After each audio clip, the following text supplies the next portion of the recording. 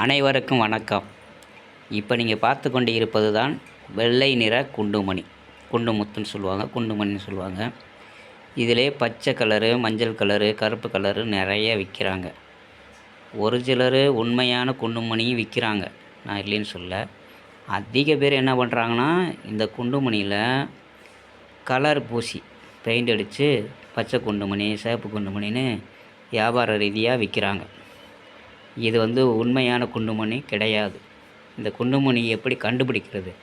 உண்மையான குண்டுமணியா அப்படின்னா, எந்த குண்டுமணியை நீங்கள் உடைச்சாலும் உள்ளக்கு ரெண்டாக உடைச்சிங்கன்னா உள்ளக்கு இருக்கும் இல்லையா, அது மஞ்சள் நிறத்தில், துவரம்பருப்பு இருக்கு இல்லையா, அதே மாதிரி மஞ்சள் நிறத்தில் இருந்தால் மட்டும்தான் உண்மையான குண்டுமணி. சாயம் பூசினது வித்தியாசமாக இருக்கும். கொஞ்சம் கருப்பு நிறத்துலையோ ஒரு மாதிரியா அவிஞ்சது மாதிரி இருக்கும், கருப்பு கலரில். அந்த மாதிரி இருக்கிறதுலாம் சும்மா சாயம் பூசினது டூப்ளிகேட்.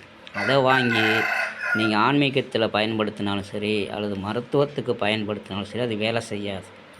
இதை எல்லோரும் தெரிஞ்சுக்கிட்டு சோதித்து பார்த்து, ஒரு குண்டுமணி வாங்கி சோதித்து பார்த்து மற்ற குண்டுமணிகளை தேவையான அளவுக்கு வாங்கி பயனடைங்கள். இப்படி தான் குண்டுமணி ஒரிஜினலாக டூப்ளிகேட்டா அப்படின்னு கண்டுபிடிக்கிற விதம்.